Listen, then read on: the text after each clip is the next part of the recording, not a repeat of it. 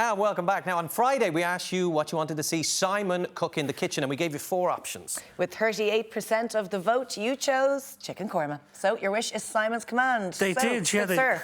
I was kind of surprised they went for the chicken korma, but I suppose the people are looking for, you know, family-friendly one-pot wonders, and this is one of those. And it's also a great way to introduce kids to the whole notion of curries. As you know, I don't like spicy food. I don't like hot curries. So the korma kind of sits at the mildest end of the curry range of dishes, so it's not too hot. Now, you can, if you like your heat, temper it to big up the heat a bit, because I know you like your spice. So to start, we're going to use 3 large red onions, slice them and get them into some rapeseed oil. Now, most good Indian curries will start with red onions, and I put these on 15 minutes ago because I wanted to show you what you want to get them to. Okay. You want those red onions to break down, to soften down. So not caramelised, not quite there. No, you just want to braise them. And you notice there that I had the lid on. Yep. If I'd had left the lid off, all that steam when you're cooking evaporates and you're frying the food. If you leave the lid on, the steam stays in the pot and braises. Yeah. OK, now, and braise is the key word, because I Googled it, to this whole dish, including the meat as well. Pretty much it is, yeah, yeah. And this is, you know, it takes an hour or so, an hour and a half in total, start to finish to cook. But enjoy the process. That's what I do. Yeah. Now, I'll run through it quickly, because obviously we're in TV land, but I wanted to show you what you want to get those onions to. You can see they're lovely and soft. That's the base for the dish. So into that, then, we're going to add a chilli. Now, you can add 2 chilies, 3 chilies. You can leave the seeds in, whatever you like. I'm a bit of a wuss, as you know, so I go with, and I have in the recipe, just 1 green chilli. Yeah, I'd be even less than that. I'm more of a wuss than you. Yeah, I've taken the seeds out. So it's just to give a background heat. And at this point, Simon, is it a good time, maybe when you put in the onions, to put in any other veg that you might fancy throwing in? Yeah, you know, when we get to later in the dish, you can absolutely... This can stand as a vegetarian dish. You know, you can put a leek in here if you have it. Adds a real creamy flavour to it. But for this one, we'll go with 1 green chilli. Now, I've made a little paste, and that's very simply made with 2 cloves of garlic and a thumb-sized piece of ginger. Now, you hear chefs all the time talking about, add a thumb-sized piece of ginger. Well, what is that? They're talking about this part of your thumb, the top part of your thumb. So a piece of ginger that size, just peel it down, grate it, add it to a couple of cloves of garlic that you've been grated, and you've got this gorgeous ginger and garlic paste. And that in itself will give a bit of heat as well. Even the garlic. That's a good tip, the thumb size, because you do wonder how big is it supposed to be. Is it that? Well, I'm just thinking people have different sized thumbs. Well, of course, you have a strange mind. So the ginger and the garlic, we know that ginger will give us a bit of heat, but so will the garlic. Garlic has a little background hint of heat. And how do we not burn it then? Do you have it on a moderate heat then? I have it on a low heat. I have it on a medium to low heat. We're just, again, in real time, every time you add an ingredient here, give it 5 minutes. Let everyone get to know each other in the pot. So cook the chilli in with the onions for 5 minutes, then add your paste. You know what I mean? Having a party, are they? Yeah, we're not just jumping in. No speed dating here in the dish, lads. No. So on top of that, then, one of the things that makes this a vegetarian korma, you can just leave out the chicken, is because we're adding some body. So these are green lentils. These aren't the overnight soak ones. These are the ones you buy straight off the shelf in the supermarket. I'm adding about 4 or 5 small little handfuls of lentils in there.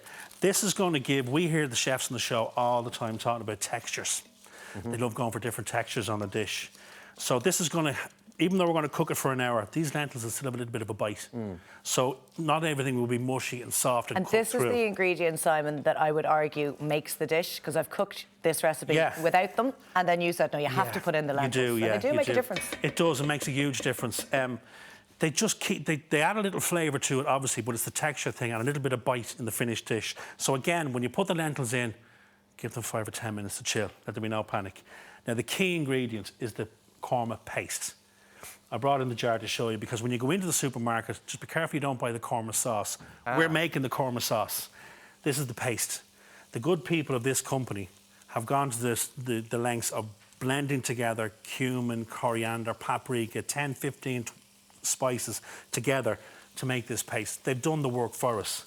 So when you get your jar, about 3 heaped tablespoons of your paste in there. So that'll get you a couple of curries, or you can batch cook or else leave it in the fridge. Absolutely will. And that's the beauty of it. You'll get a couple of dishes out of this. And again, just work that through with all the other ingredients. And again, give it about 5 minutes just to cook itself out, release its own essential oils, and introduce itself to everybody else at the party.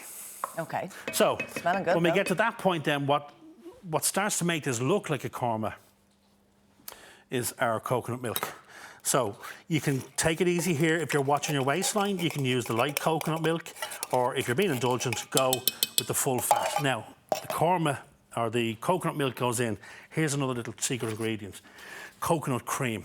Now, you buy it in sachets in the supermarket, and when you take it out of the packet, it's hard. So what I do is sit it in a bowl of warm water, and it turns back into a cream. And they've a tiny little tin as well that maybe you'd use half. That's right, you can get tins. Now, this is very indulgent, OK? But if you're treating yourself, why not? And God knows we need a treat. Now, you'll see as I start to turn that in, now it starts to turn into something that we recognise as a korma, OK? It looks beautiful. We can smell it too. Incredible. And that basically is your korma sauce. Now, at this point, then, you decide what kind of korma you're going to have, what protein you're going to add. You're going to add chicken. You could use fish. I've used this with monkfish, cut into little bite-sized pieces in there, 15 minutes. Beautiful. Nice. I'm going to use chicken, but this is where your vegetarian korma sits. You can add in some courgettes. I'm going to put in some baby potatoes, so there's plenty of vegetables that we can throw in here. So we cook that out, and then to the chicken. Chicken thighs, what I use. I always like, when I'm cooking meat, to cook it on the bone. You can use chicken fillets if you want. Trim them down, get rid of the excess fat, any sinew, and just pop your chicken in there. And we're going to cook this on a low heat for about an hour to an hour and 15 minutes. So there's no need to brine the chicken prior to putting it in? There isn't, no, because we're going to braise the chicken in here. Look after the dish. You don't want it to stick. So every 10 minutes, just come by and do what I'm doing here. Just give it a little turn through. And again, what I said earlier on, baby potatoes, cooked as normal, salted water. I've let them cool. I've cut them down. Add them in. Are they going in at this stage in real time? They go in with about 10 minutes to go in the cooking, because all you really want to do is heat them through. Yeah. And that is the korma in its entirety. So we let that sit on a medium to low heat for about an hour to an hour and 15 minutes, and we end up with this bad boy here. So you see the colour has changed. Now it's very recognisable as a korma. As a side dish, we're going to do a beautiful lemon and saffron rice. Sounds very fancy, very simple. I know we're killing for time. Rule of thumb, you're cooking rice. Grab a cup from your press. Can be a teacup or a mug, doesn't matter. Fill it with rice, and then pop it into your pan, and 2 cups of water. And that's so 1 cup of rice, 2 cups of water. Cut a lemon in half, drop it into the rice when you're starting the cooking. So you don't squeeze the lemon, throw the whole thing in? Just leave it in there, and then a couple of strands of this beautiful saffron. And we end up, after 12 minutes, with this. Now, we recognise that from our Indian takeaways. That's that gorgeous colour that we get.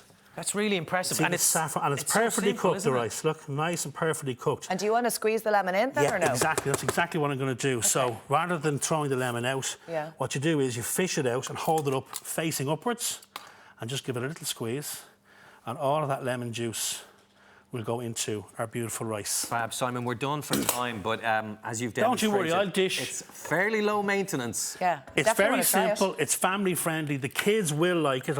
I can atone to that because my boys eat them. So I'm going to serve it out, and you can have a look at it when we come back after the break. Look at it. Thanks, Will. You can look at it, yeah. You're not allowed to eat it. Full details. You can get all the recipe details up on our website, or call into Simon's gaff, and he'll leave a portion on the doorstep. Yeah, just don't come with the one time, though, if you wouldn't mind. Thanks, Si. Up next, pleasure. though, we're going to be answering your COVID-19 related consumer queries, so don't go away.